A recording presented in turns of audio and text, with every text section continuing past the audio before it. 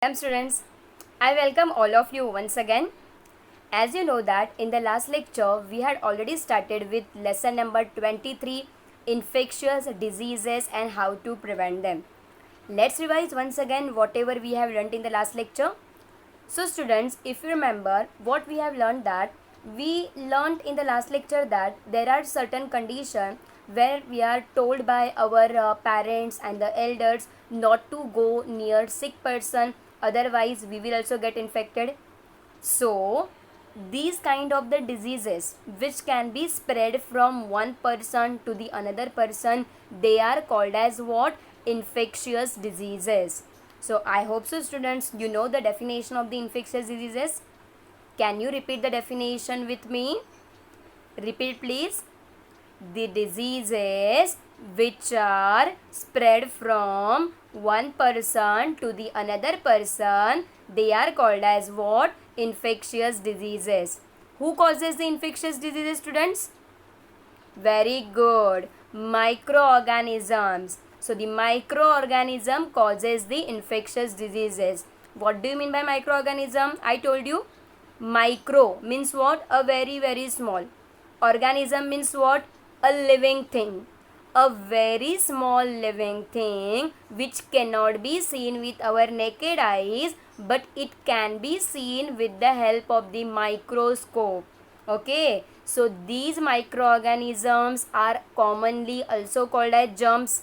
Am I right? So these microorganisms, these germs, they causes the infectious diseases. What else we have learned, students? We have learned that the infectious diseases can be spread via air, water, food and insects. So these are the four different ways by which the infectious diseases can be spread from one person to the another person also. Okay, and one more thing, if you remember, we learned about the infection spreaded because of the air. As we know that this air is also full of germs, air is full of microorganisms, and right now in air also there are many disease causing germs like influenza, swine flu, tuberculosis. All these germs right now also present in the air.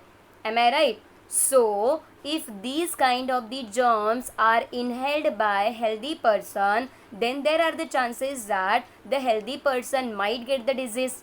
Correct? So this swine flu, tuberculosis, they are the diseases of the lungs and the chest. Got it? So students, the diseases of the throat, the diseases of the lungs are basically spreaded because of the air. Understood now? And that's the reason, students, we are told to cover our nose and the mouth when we cough or when we sneeze. So these are the certain hygienic habits which we have to follow. Okay, now let's see next what we are going to learn today. Can you observe this picture, students, very carefully? What different activities can be seen in this picture? I hope so you can see the picture very carefully. Notice what is happening here in these activities.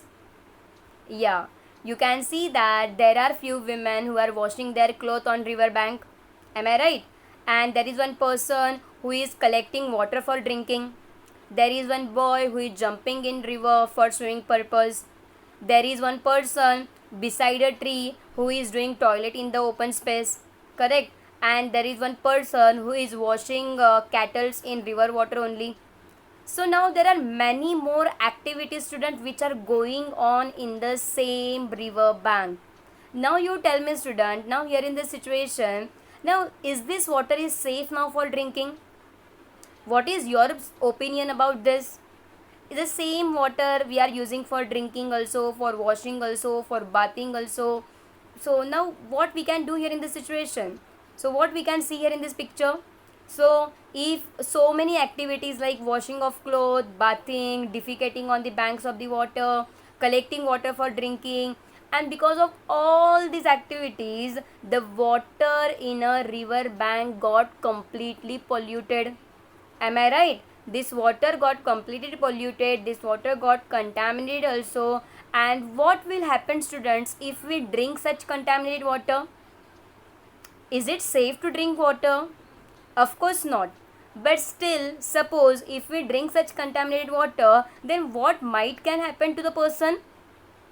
Although sometimes the water might seem very clear, but that doesn't mean that the water is safe for drinking. Sometimes even a clear water contains many type of the microorganisms.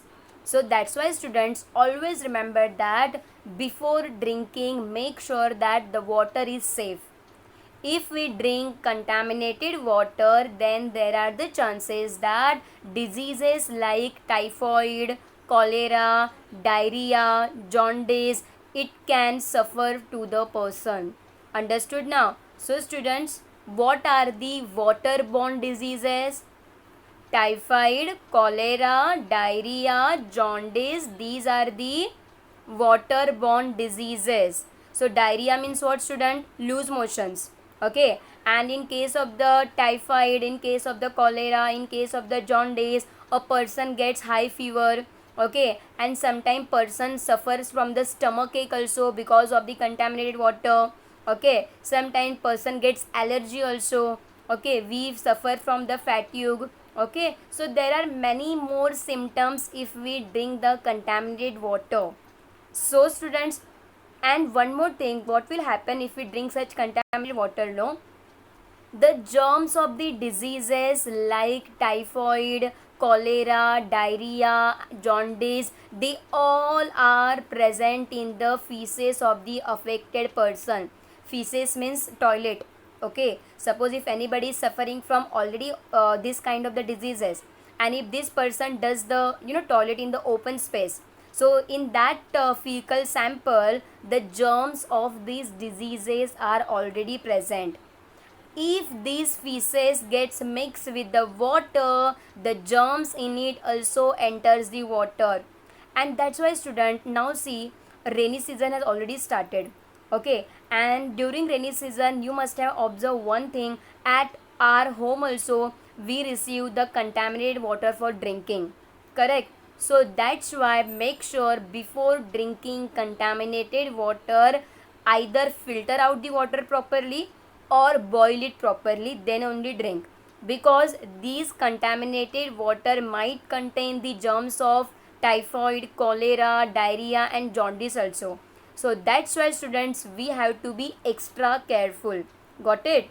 And if another person drinks the water which has been already contaminated by these germs, then these germs enters the intestine also, and then the healthy person also gets the disease. Though water looks transparent, though water looks very healthy, that doesn't mean that it doesn't have any kind of the microorganism.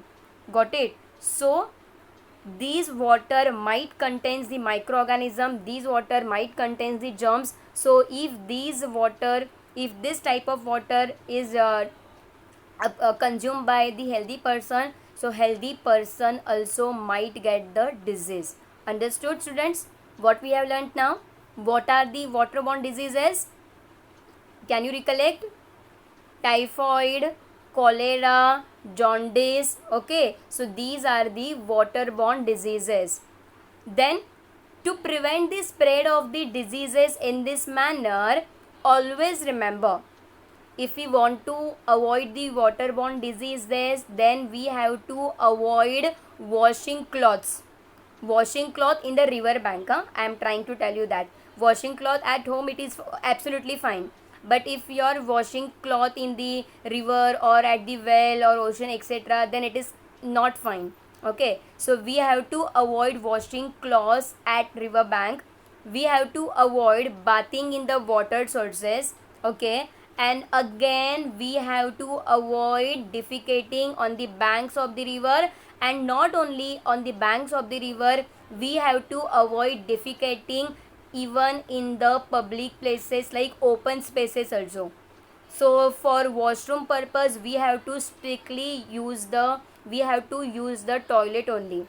So if anybody is doing toilet in the open space, then we have to stop them immediately.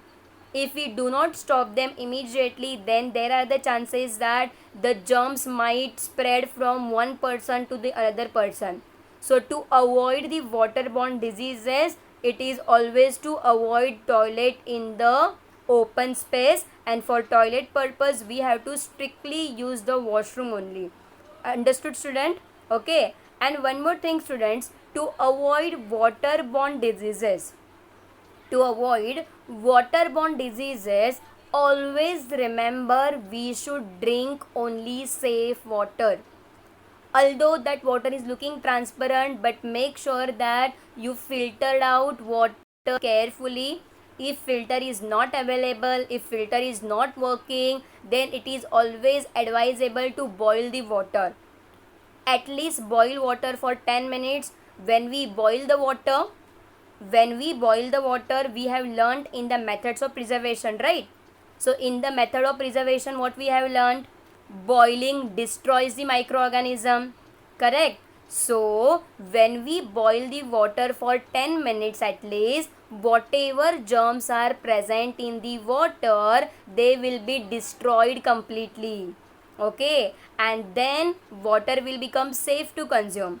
Then that water we can consume without worrying about it.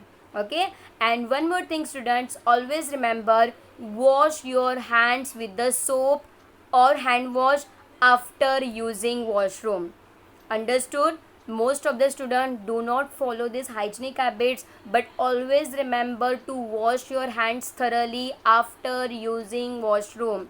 I hope so what I am trying to tell you understood that very well. Otherwise what will happen? Our hands will be contaminated, and the same hands you will use for eating purpose and drinking purpose, and the germs which are present on the hands, then they will go in our body, and then we will suffer from the disease. And we have to avoid the waterborne disease. So to avoid the waterborne disease, we have to drink safe water, and we have to wash our hands either with the soap or either with the hand wash thoroughly. And suppose at some point if the hand wash or soap is not available, then you can use the hand sanitizer as well. If hand sanitizer is available, if water is not available for washing your hands, then you can use the hand sanitizer for cleaning your hands as well. Understood now? So these are the certain steps which we can follow so that we can remain healthy. Understood, students? Most of the time, students, you must have heard that the spread of the diseases by insect also. Okay, most of the time nowadays also we all are surrounded by the mosquito bite, correct? So mosquitoes are everywhere, and especially during rainy season and during winter season, these mosquitoes they are rushing at our home, correct? So you must have heard that when these mosquito bites us, then person might get the disease. So what are the diseases these mosquito causes us? So there are certain diseases like malaria and dengue. Okay, they are caused because of the bite of the mosquito. Okay, so students, malaria and dengue, they causes because of the bite of certain kind of the mosquito.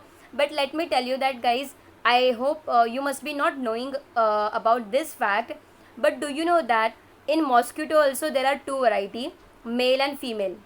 There are two mosquito, male and female, but for a surprise, male mosquito does not bite to a person. Only female mosquito bites human being.